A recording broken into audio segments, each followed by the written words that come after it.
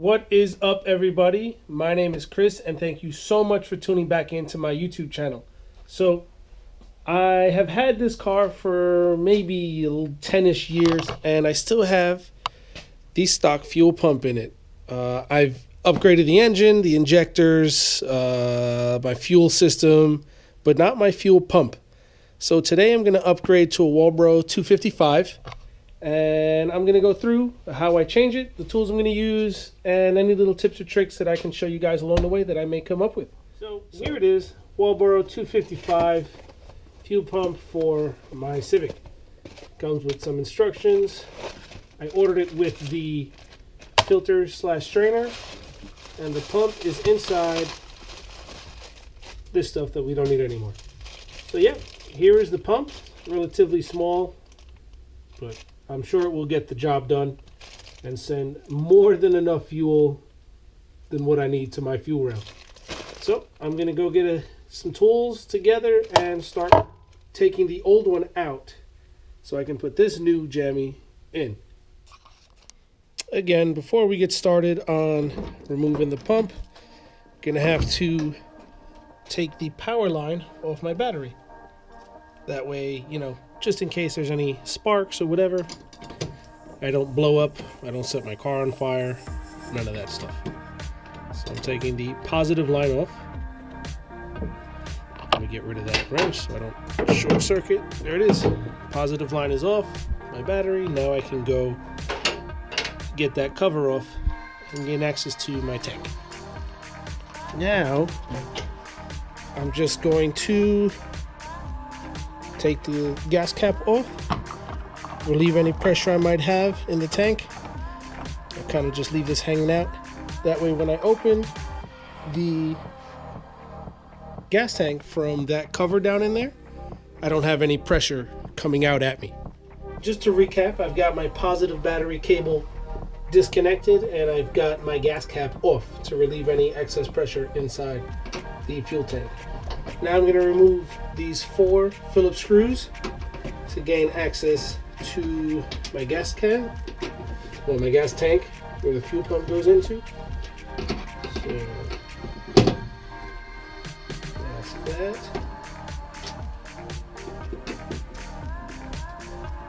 And then there should be 2 connectors underneath. One for the pump and one for the level sensor. So let's see what I've got. Yep, one connector here and one here. So what I'm going to do, unplug both of them.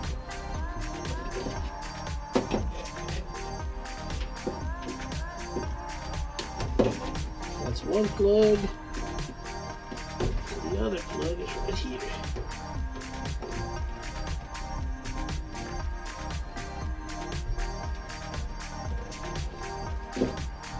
Let's see, I might have to pry this a little bit.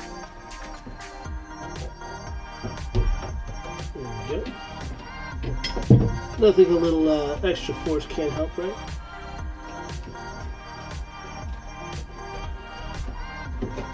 Alright, both plugs are out, and now I can start gaining access to my fuel pump.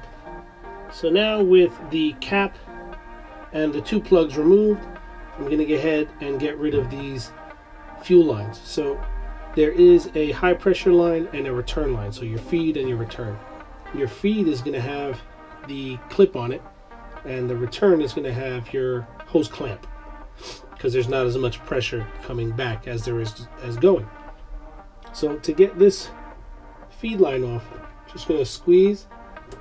You heard the little click, and I can pull the line out. So be ready with the rag, because some fuel may come out. Just in case, I hold the rag over it. Alright, that's how I know I'm off. And there we go. I've got a little bit of fuel coming out, nothing too crazy. And now, onto my return, which I forgot to get pliers. Let me go get that. Now, with my pliers, I'm going to take this clamp. It's a little old, so I might want to change this later.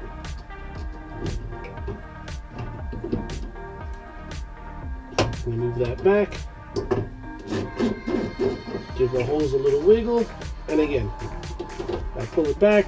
Hopefully I don't get a ton of fuel out, which I didn't. So that worked out for me. Now there are six 10mm nuts that I'm going to be removing to gain access to the rest of everything.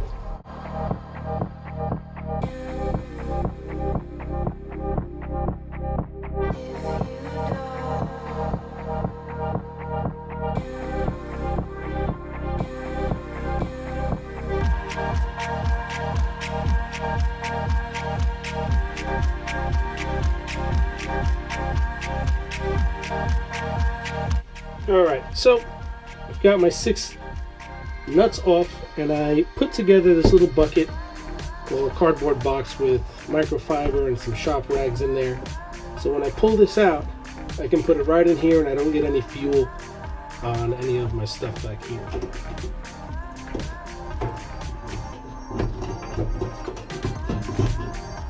So as you see, I'm kind of pulling it out at an angle. Kind of gotta squeeze out whatever excess fuel might be in this, and I'm just going to transfer it over to my bucket, a little homemade box, and this is it. So I've got the new pump here. Thankfully the plug connector on the pump is the same as the one that's on the assembly here, so that will work. I don't have to worry about any of that with as far as, you know, new wire crimpings or depinning and repinning. So now I'm going to go ahead and take this apart.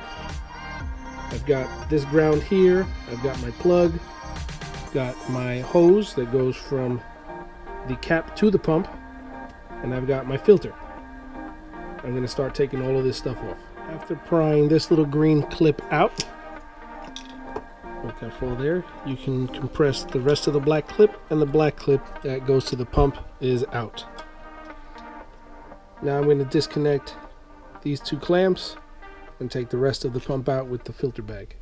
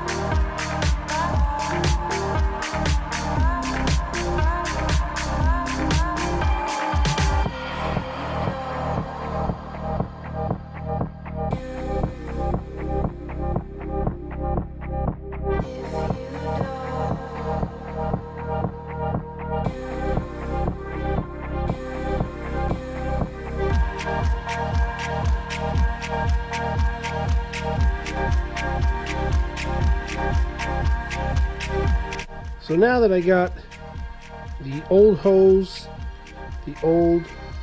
clamps separated from the pump and the bracket, I'm going to put the bracket aside and take a look at this pump and compare it to the new one. See how I'm going to put everything back together.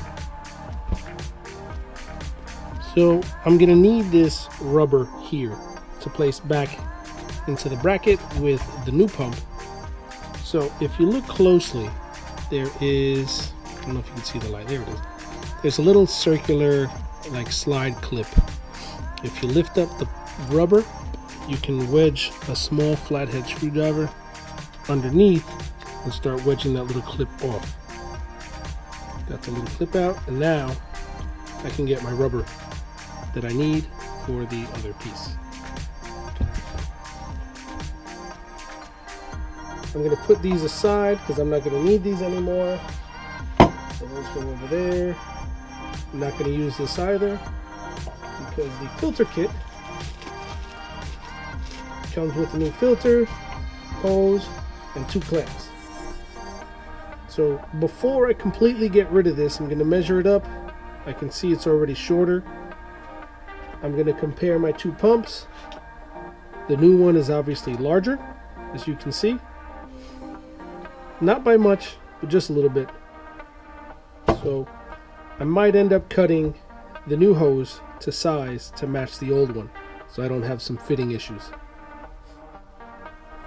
So I've got the new pump, the new filter, and my old rubber, I guess you can say pump holder piece. So I'm going to put the rubber back on it, and goes kind of one way only. You'll be able to see that the larger opening goes right over the hole, just like that. And I'm going to take my filter, place it over with obviously this big hole going onto that big hole, and the small hole going with the guide hole. So those are both in, nice and snug like. Heard a little click once it got all the way in. Now, you see this little metal ring here? This is that ring that I popped off the old one. It looks slightly different, so we don't need the old one. The new one, I'm going to have to put on that little nipple there and push it in so this filter stays attached.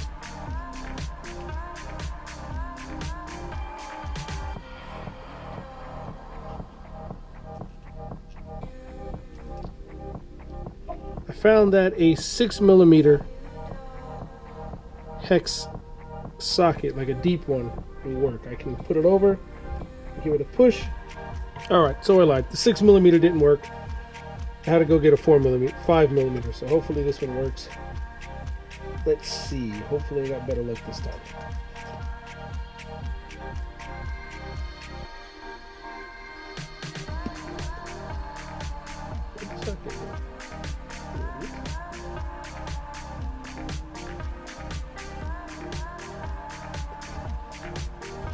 There we go. That's nice.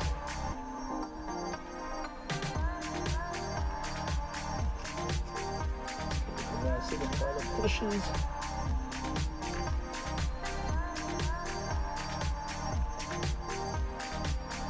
Alright, and there it is. You can see the little metal clip is on the nipple. So now I'm going to slide this back in.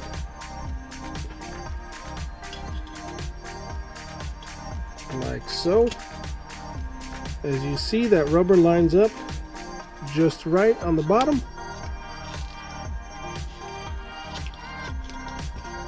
Like so. Now I see how short my hose can be. I'm going to make it the same length, if not just a little bit shorter. I'm going to have to make it a little bit shorter than the original one. So I'm going to take this new hose and cut it down a bit shorter than the original. You look here, I can see the marks where the hose clamps used to be. I'm going to cut right below where one of the hose clamps was. So you see right there, so I'm going to cut the new hose that long.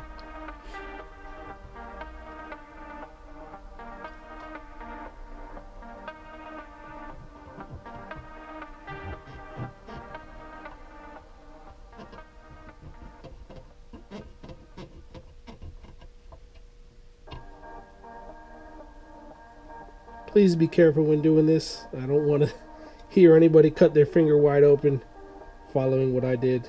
I don't always do the smartest stuff, but I try.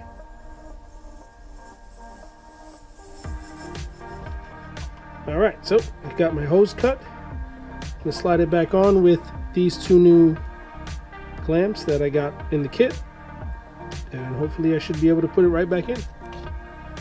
So, got my pump back in. Everything is in together at the bottom with my rubber. My filter plug is back in with the holder and my hose. See, got one clamp back here, the other I was able to access from right here, and she's ready to go back in. I'm gonna put this back in now. Again, I'm gonna go at an angle, slide it back in a little bit. Alright, make sure that I've got my O-ring that goes around it still good. And now I can start the reverse of putting all these 10mm back in place.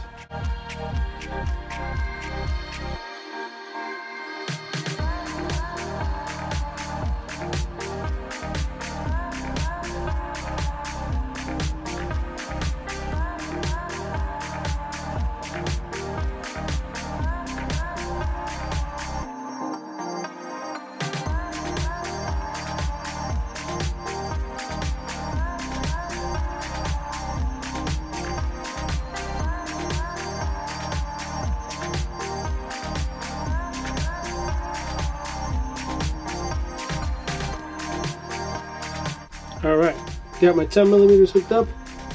Gonna put my feed line back on. You'll hear it click.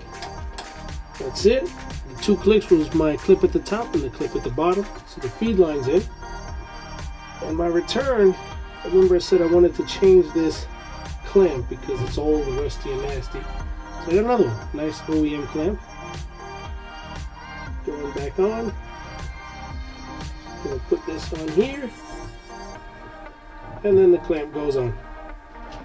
So that's it. I mean, the pump is in. The lines are hooked up. Now I just got to put my cap back on with both my plugs.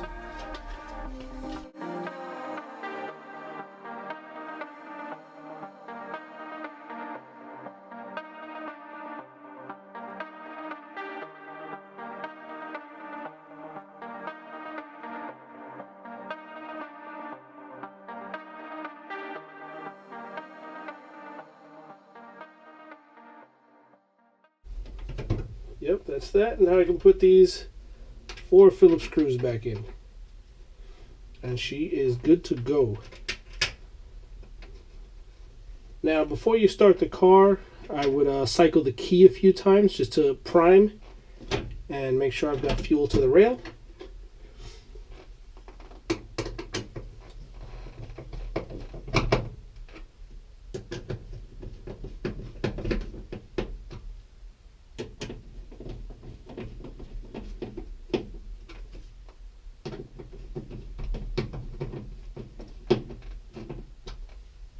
So yeah, there it is.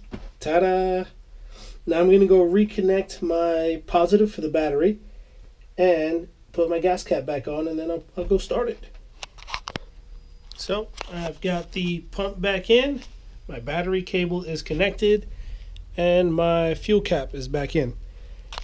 I've already went ahead and primed the car a few times, but I'll do it again anyway. You hear the pump priming back there? Sounds like a heavy-duty pump to me. So, make sure it's in neutral. And I'm going to give it a start. Oh yeah. It's good to go.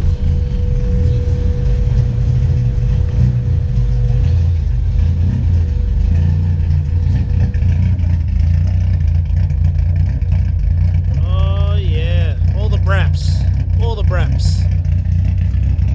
That's for another video soon to come.